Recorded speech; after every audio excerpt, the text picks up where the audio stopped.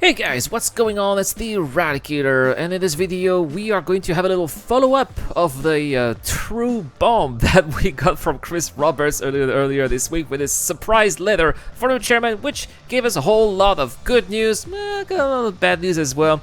Well, it's quite a change for the perspectives regarding Star Citizen, as well as perhaps our habits and especially our expectations regarding the rest of the year. I mean, you just need to have a close look, between the lines, just to have an idea of all of the changes that we are going to be facing.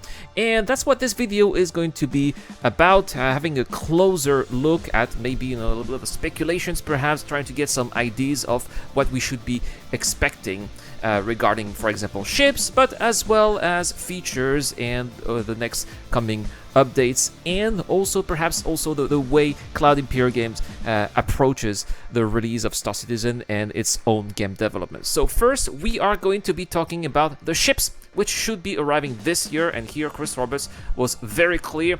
We should be expecting the Corsair from Drake Interplanetary, which is a pirate ship. Let's not lie to ourselves. Armed to the teeth, which has a pretty decent cargo capacity. We got the Hull C as well, the space container ship of Star Citizen, and the Drake Vulture, which is going to be the salvage ship for Star Citizen as well. And let's not lie to ourselves, yes, these ships are going to be will not arrive before Star Citizen Alpha 3.18, which, as we now know, has been pushed back to the end of the third quarter of this year. And the reason is the following: Chris Roberts want to release those ships with all of their potential, as well as all of the functionalities that they are featuring, and that is why they are going to be requiring the cargo refactor, as well as full persistence, which also is scheduled to be coming with 3.18 at the end of the third quarter of this year. And if this can be obviously quite obvious, right, for the whole sea, maybe it wasn't that obvious for the two other ships. And the reason is because I think that the Corsair is ideal, as I said before, for pirate activities. So we should expect that some of these pirates that are going to be using it will be targeting some of the most vulnerable cargo ships, manually transfer the cargo, because it will be possible to do that from these seized vessels into their Corsairs, and then be able to sell the stolen cargo wherever they can, and then go back to the wrecks that they have made in order to finish their job until nothing is left. And the same will be can be said for the Vultures, because the Vultures, all the Vulture owners will be able to salvage the materials from each of the wrecks that they'll be able to find all around the verse. And given given the sheer amount of NPCs, but also players who die all the time in the verse, and given the fact that these wrecks will persist, they will not despawn, well, these are going to be a lot of wrecks that are going to be eventually that will have to be salvaged. That's going to be a lot of work for these Vulture owners, so we can expect these Vulture owners to be very, very busy. They're going to make a lot of money as soon as their ships will be out, and that's going to be wonderful. Now, this is also going to bring us to some of the new features that we should be expecting for the rest of this year. Since we're talking about the Vulture, I'm not talking about its profession, salvaging. Now, originally 3.18, which was originally scheduled by the end of the second quarter, was supposed to be including hull stripping, but with the delay of 3 months, it is possible to imagine that we should be able to recuperate other things that just raw materials from hull stripping. I'm thinking of ship components, for example, which will be able to persist in wrecks, and will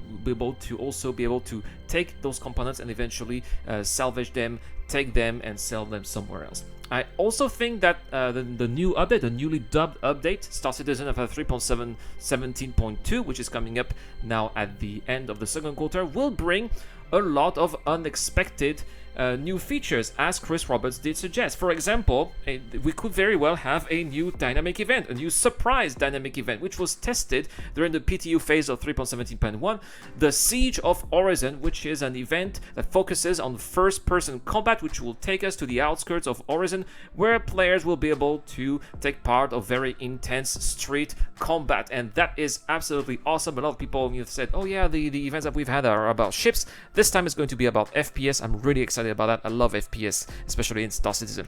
I also think that we should not rule out the implementation of new features that in the past were on the roadmap, were taken off the roadmap, but could very well come back. These features do not need server meshing or persistence. For example, AI planetary navigation and the taxi missions, which should be coming alongside with them. These were supposed to be coming up with 3.17. They've been delayed, and I'm pretty sure that as soon as we're going to have a roadmap update, we're going to be seeing them again. Now, Chris also told us about new locations, and as I said, we're going to have the new platforms for Horizon, which is where we're going to have the dynamic events. I think that this is just the tip of the iceberg. Let's remember that the Montreal studio is working on new Rex, as well as a refurbishing of Lorville and new buildings that will be explorable. Let's remember that these developers actually work fast and well at the same time, so we should really trust them for creating new content of high quality all throughout this year, content which eventually will be made available to the public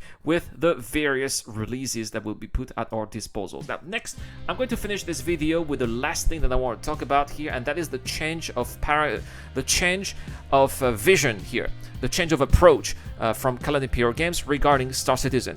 And the reason why I think that this is happening is because in his letter, Chris mentioned the transition from Alpha 4.0 all the way into the beta phase of the game. And this, in my opinion, is a major change regarding how Star Citizen will evolve, because until right now, the teams at Cloud Imperial Games have focused mostly on game features themselves, as well as the technologies that were required to develop these features. And it's also important to remember that a lot of the new features that will be coming in the future have been developed for quite some time. Thinking of wormholes or even player bases that we saw in CitizenCon last year. But because we haven't had server meshing, we simply don't have them in the game, but they haven't been waiting for server meshing to start their work. So that's why I believe that as soon as we have 4.0 and server meshing, we're going to have a much faster development cycle that we've been able to see until now. And this is why here Chris is talking about the transition from an alpha phase in which original features will be still added, all the way into a beta phase in which developers will focus on correcting bugs as well as bringing quality improvements. And then eventually we'll move on to a Star Citizen version 1.0, which of course is not going to have the 100 star systems that were originally announced, but at this stage should be able to keep us busy for many hours without this to be causing any trouble, or without even us even noticing that we're that busy, which is great. That's what we're expecting from video games, right? And also, how can we not talk about the separation of cycles, of test cycles and release cycles, or maybe I should say the simultaneous operation of PTU phases and live phases at the same time, something that we're going to be seeing with 3.18 and as well 4.0, because those PTU phases, those test phases are scheduled to be lasting for at least 3 months each. And the reason for that is the following: a very large amount of new players have recently joined us. If you are among them, welcome to Star Citizen. This is a phenomenon that we have seen for quite some time. Actually, I've seen a lot of new players in game. I've seen a lot of new players in the comment section on Spectrum. It's really awesome. And of course, Cloud Imperial Games do not want to scare those new players with new technologies that may be implemented in the game too early, causing a lot of negativity, a lot of bugs, a lot of bad experiences. So that's why longer test phases, longer test periods will make sure that the transitions will go a little bit smoother with better quality releases. We can also imagine that Cloud Imperial Games will gradually cease to consider us as testers, which has been the case, test players, the case since the very beginning of the project, but as players, which is going to be changing the status of Star Citizen from being a tech demo into an actual proper game, or even better, into a game as a service, given how large Star Citizen is and how large the amount of staff is required to make sure that it functions quite well. So there we have it, guys. That's all I had to say regarding what Chris Roberts told us in his latest letter. And I'm not gonna lie to you guys, I really have the feeling that we are the start of a new era, an era that we've been waiting for far too long. As far as I'm concerned, I started supporting the project in 2012, so it's going to be almost 10 years with, of course, lots of heights and lows, and you cannot imagine how enthusiastic, how excited I am at the idea of finally knowing that we are at the end of the tunnel that brings us to Star Citizen Alpha 4.0 and server meshing, which should be happening in less than a year, which at the scale of Star Citizen, 10 years, guys. So at the scale of Star Citizen, it's barely 10%. It's nothing.